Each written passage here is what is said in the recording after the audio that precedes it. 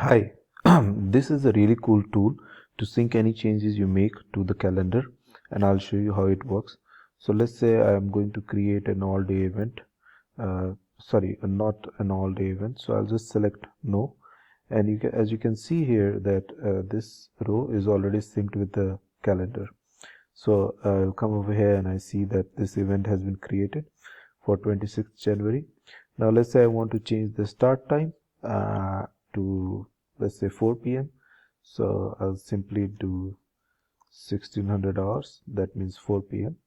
Now the end time also I need to change, right? Because it says event start time must be before event end time. So it starts at 4 and let's say it ends at 5. Okay, so I'll just do that. And now you can see it has been synced to the calendar. So I go over here on 26th January. The previous event is not here. Now I need to see this was created on 26th. So maybe, okay, here it is, right? So this was created. This event was created over here.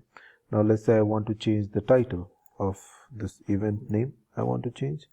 So by default it just takes the current date and time, but if you want to change the event name, you can simply put over here any name you want, and this will automatically be synced to the Google Calendar. So you see, also let's say I want to add another attendee.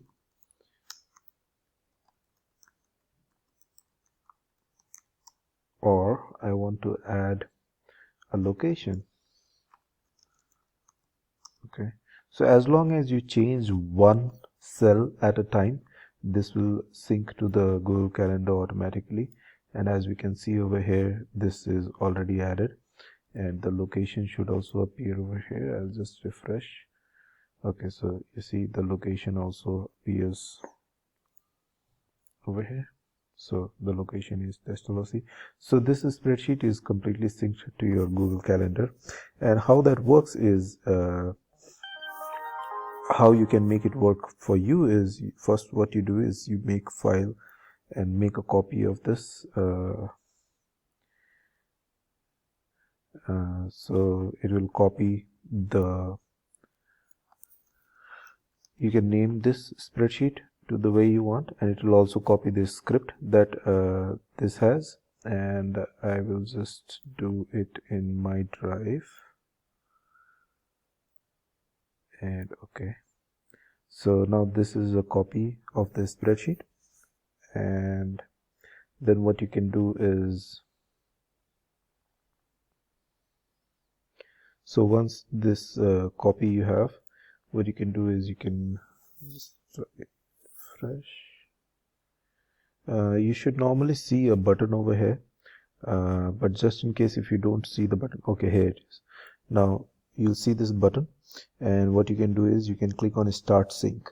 So once you do start sync, it will ask you for the authorization to connect to your calendar, and then you just click advanced, go to sync to calendar, and click on allow. So now you have given access to the script to run and access your spreadsheet and your calendar. So because I just granted access, I'll just do one more time, start sync. So what that does is it sets up the spreadsheet in a way that you can that this syncing will progress. Okay, so it says automation enabled. Just in case if you no longer want to sync this spreadsheet to the calendar, all you have to do is just click on this stop sync, and this automation is disabled. So now whatever changes you make, it will not be carried over to the calendar. Okay, so once you do start sync, it will be carried over. Then I'll show you the script. In the script, I have made this configuration tab wherein you can put in your calendar ID. To get the calendar ID, this is how I do it. So I'll choose the calendar that I want to sync this with, and I'll go to settings and sharing, and then over here I'll find my calendar ID. So I'll just copy this part and I'll put it into this here. Okay, so I'll just replace the calendar ID, and the time zone that you want to use you can put over here. Now also to make sure that everything has the same structure, you can also change the time zone of this spreadsheet by going to file settings, and then you can see the time zone over here. It is recommended that you keep the time zone in the spreadsheet, in the script, and in the calendar the same. So in the calendar you can set the times in.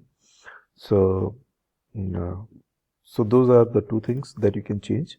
You can change the calendar ID and you can change the time zone. The rest is pretty much standard. That means the event ID is in the first column.